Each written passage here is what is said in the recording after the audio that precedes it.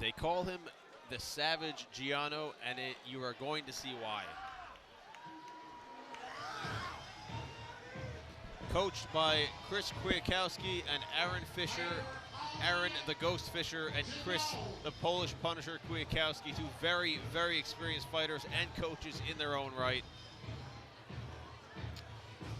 Very excited to see this fight here.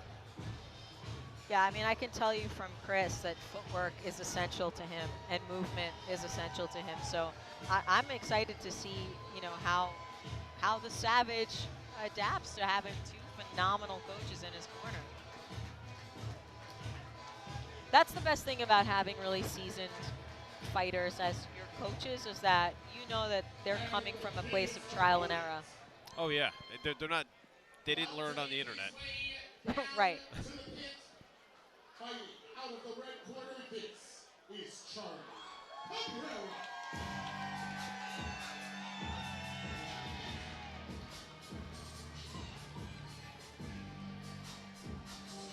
Charlie Cabrera being led by the man who, being taught by the man who we just had here with us, Sensei John Ruiz from the Striking 101 team, which has become one of the foremost up-and-coming fight teams in the country, with just a remarkable list of talent in front of them. Yeah, Sensei Ruiz has a extensive martial arts background, whether it be like Muay Thai or karate, you know, and he has so much love for the arts, and he's a continued study, you know. He's always learning himself, and he takes that and he uses that when he teaches. Our main event, we mentioned Savannah Graham. She is also from Striking 101, as well as Avi Aronov, who is our co-main event.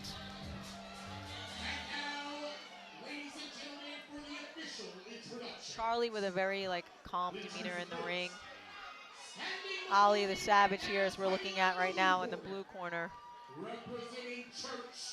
Super focused look on his face.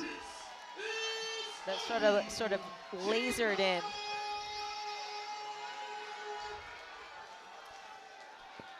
From what I've seen in his previous fights, definitely lasered in, as you mentioned. That's important, you know. I mean, the things you say to yourself, the things that are going on in your head when you're fighting, the things that help you bring out that energy and fire. And you can see Charlie, maybe he's the type that's affected by the crowd, the energy of the crowd, and what that does to you, how that amps you up. He's got a lot of friends who we can see them. Oh, yeah. They're close to the booth here. He has a whole entourage with him. Yeah. Here we go, 3 2-minute rounds. Chris, Mr. Classic Romulo in the ring. Here we go. Genao in blue. Solid punch from Cabrera in red. And this is going to be a barn burner all the way through. Yeah, Cabrera right now on the attack, but Genao firing back.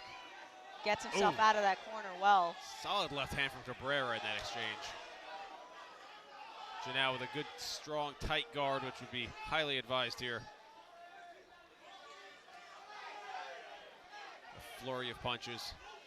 Back to work they go.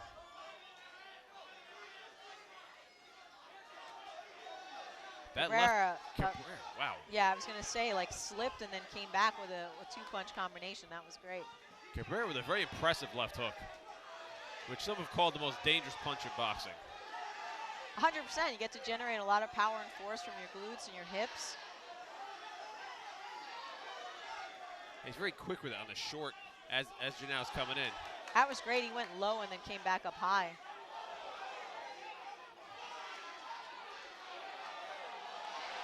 Nice. That looked like it may have been a low blow. Yeah, Genao is complaining about that, saying that it was. I didn't see it from our angle. It did look like it was a knee to the midsection. Yeah, it did look that way. But, you know, who am I to doubt the fighter? I would just have to see it again and replay if we have an angle of it. Yeah, I mean, none of these fighters are going to fake a low blow. None of them are going to intentionally throw them either, because as we were saying, it is about respect. But it happens. When you're in a scramble like that, I mean, it can happen. Yeah, I mean, as accurate as you are, it's still a moving body, you know? As a dynamic and ever-changing situation. Violence coming from both ends.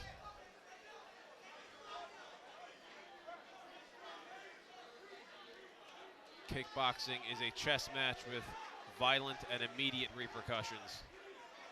I think that's a big part of, you know, what you like about it, especially if you're somebody who appreciates martial arts, not just fighting. Oh yeah. Is what techniques are utilized, what strategies are utilized, what psychological components of it are utilized. You know, like Ursula was telling us before, when they start talking crap to each other, how it helps, or maybe doesn't. Is it going to throw you off a little bit? Right. Or? Right. And everybody's different. Some guys like it. Some guys, it fires them up. Some guys might get in their head a little bit. It only helped me if I knew I was competing against somebody and I didn't like them. It helped me get to the gym faster. Okay. Like the days you didn't want to go, all you had to think about was like how much you didn't like that person, and then you'd be like, oh, I'm gonna run that extra, whatever. What I used to find is that I always feel a little more motivated when I had an opponent set, like him or not. It didn't matter. I was like, as soon as I had an opponent, I was always training hard, but then it was just that little bit more. Like you said, get there a little bit earlier, run that a little bit more. Yeah, it's always fun. Jonathan, you joining us again? I am. All right, welcome back. How's it going, guys? Pretty good. Very exciting. Your boy Checking out the hand speed of Charlie Cabrera in the red corner. Ooh, he is going to work with these hands. Very effective with them. Absolutely. Tried to throw an axe kick over the top there. That 1-2, I mean, he keeps throwing them in there and landing them. It seems like Genao not quite finding a way around them either. It's the speed. It's really about this hand speed here. And he puts together really good combinations. Ooh. That will be the first round. I think we can agree that went the way of Cabrera in the red corner. 100%. Okay. The Savage has got to find his savagery, right? Absolutely. And really put more combinations together.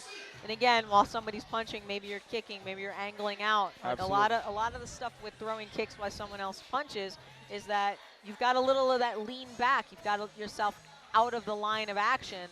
So hopefully we'll see a little bit of that coming in. Now, Jonathan, if you're talking to the Savage right now, what are you telling him for round two? Honestly, I tell him to keep his composure. I tell him to make sure he keeps his hands up and find the flaws that Charlie's making. If you guys have noticed, sometimes when Charlie's coming in, like heavy on that front leg. You know, try to take off his leg. Try to take off his ability to step in and throw those power punches. But to kind of recap on what we were talking about before, Phoenix, when you said, you know, when you're in the corner, how do you get into the fighter's psyche, right? I kind of give you guys an inside conversation between Charlie, who was actually my student. He had someone, a family member, or a strange family member, tell him, you're going to lose this fight because I know this kid, Ali. He's a savage. Really? Wow. You know, it put so much doubt in his head. And he's like, Sensei, what do I do? I said, first of all, get that doubt out of your head. Of course. Doubt will destroy a fighter before the fighter, you know, or his opponent before he'll be able to do anything, you know? Looks like he's taking your advice because he's headstrong here. He's showing no fear whatsoever. Whatever doubt there was, you, Jonathan, have rid his mind of it, it seems. Absolutely. Yeah, the word probably in his head is dominate because that's what he's trying to do here. Oh, very solid right hand from Genao. Yeah, you could see Cabrera try to catch that kick while his hands were down. Genao was able to capitalize. Good knee. Yeah, Genao's had a few of those good knees in there. Oh, big straight punch lands right on his chin. Another one, 1-2 combination. And Genao has quite the chin. And he is absorbing a lot of these shots. I mean, he's a good fighter. It's just Cabrera's had that hand speed. And it seems like Cabrera is slowing down a bit in this round. Looks like he's breathing a little heavy. Mouth is open a touch. Yeah, you can see the mouthpiece kind of poking through. It's usually a sign of that. Doing a nice job angling around to get Genao in the corner. And keeping him there. Keeping solid him there. shot. Oh, nice. Good response from Genao. And he got himself out of that corner by stepping forward, throwing a knee of his own, and then angling out. Ooh. Those hands have been working for Cabrera very well tonight. It's that volume and speed, and he's long. Yeah. And he keeps you at the end of his punches, which are the most difficult punches to counter. And Genao, I mentioned he's got a chin, but I mean, you can only absorb so much before it starts slowing you down or tiring you out a bit. Yeah. Maybe some of the beard is taking it. Well, the beard's a shock absorber. Yes, I think beard length, if we had to rank it, I would be number 3, Chris Romulo number 2, Genao in the championship position. Going into our third and final. Here we go. We are going to see if Genao can mount an offense, but in my opinion, I think it's 2 rounds to none for Cabrera. Yeah, it's just been an overwhelming amount of punches and bunches and volume, so it's tough. You know, listen, he's still in the game. Anybody can come back. Yeah. So you don't get defeated. You try to say, like, what can I do? What can I do? How can I adjust? How do I adapt? If it was you in there, what would you do, Liam? If I were who? If you were the Savage, if you were Genao. I would definitely try to keep my head off that line, keep the guard up, and start countering in trying to take the legs out from Cabrera. It's not too late to start having an effect with that, and then pepper in and mix up shots upstairs and downstairs. But I definitely would try to stop taking as many of those shots to the head and try to interrupt Cabrera's rhythm if I could. Right, if he has the gas tank. I'll tell you, Genao does have a good gas tank, but taking those shots can quickly wear it down like you're in Street Fighter and you're knocking down your Oh, yeah, you see the energy meter. bar just, yeah. It seems Cabrera is determined unyieldingly to keep landing those punches. Even when Genao kicks, Cabrera's going straight at him, right with him. Yeah, he's not really changing much up in his Ooh. strategy because it's been working for him. I did see him throw 1 or 2 more kicks in this round, which is good too, right? Like, yep. Because you have the opportunity. But you're right, though. If it's working, if your work speaks for itself, don't interrupt. Slashing left hooks there. I'm really impressed with the hook by Cabrera. Cabrera's left hook has been really good all night. They sort of tripped each other up there. Different lengths, different angles. Really nice. That was a bit of a mess. That could have been a possible injury there coming down like that. And this, Oh, so that was he punched a little, him. He punched him while he was down. I would have to see the replay. It seemed like it was very it was like, questionable. yeah, it was like he dropped to his knees while he was in the middle of throwing. Yeah, it could have been one of those things where you can't really stop it mid combo. 30 seconds left. Oof. A lot of punishment. A lot of punishment. That is a lot, yeah. I wouldn't be shocked to see an 8 count given against Genao. He absorbs a ton. The thing is, he's absorbing these shots. He's not showing effect of it. What a tough dude that is. Not really. Like he's being tapped by them. You can tell, but he's still there. A pirouette to finish the fight. But I do believe that fight will go the way of Cabrera, 3 rounds to none, in my opinion. Yeah, some really like very emotional. Emotional maybe because of what Sensei Jonathan told us. Sure. Or sometimes just like, and you see Sensei Jonathan talking to him really at the end of this fight.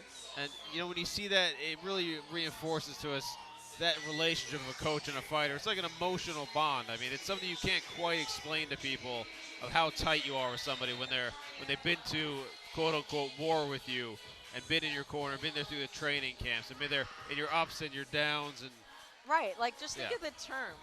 People use it not even in fighting. They'll say that person was in my corner. Yeah, you know, exactly. It's just it's an interesting term, like how much in life we use like fight terminology. But the essence of that, it's like somebody who's there for you through your battles, both literally and figuratively. I mean, I know that we've all had really great relationships with our coaches. Sure. It becomes sort of parental. It does, you know? yeah.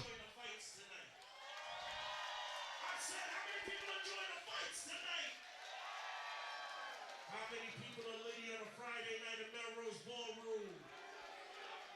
That's what I'm talking about, y'all. That's what I'm talking about. And a count of 3, scream out your favorite fighter's name. 1, 2, 3. Kwakau. Bruce Lee. Anderson Silva. Masato. Max Holloway. Chung Lee. Chuck Norris.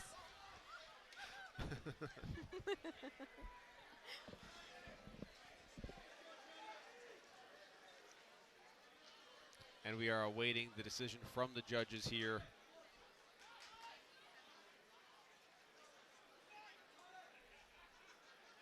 I just do this for the seats. Yeah, I don't really know what I'm doing. I don't know what I'm talking about. I've been making this up the whole time. Yeah, I'm surprised I got away with this long. Oh, yeah. I just like getting good seats. We got good seats. I became a commentator so that I would always have the best view. I'm just here for the drinks tickets. You get drinks tickets? Ladies and gentlemen, the winner of this fight as a result of judges' majority decision, the red corner, Charlie Cabrera. Very emotional. Very, very emotional after that win there. And only the fighter who's been in there and been through the struggles that it takes to get to the ring will understand that emotion. He is crip walking his way into victory. And, you know, like you said, he does have a lot of friends and family here. Oh, sure. So to get a dominant win in front of your friends and family, you know, you'll talk about that for Thanksgivings to come. Oh, yeah. I mean,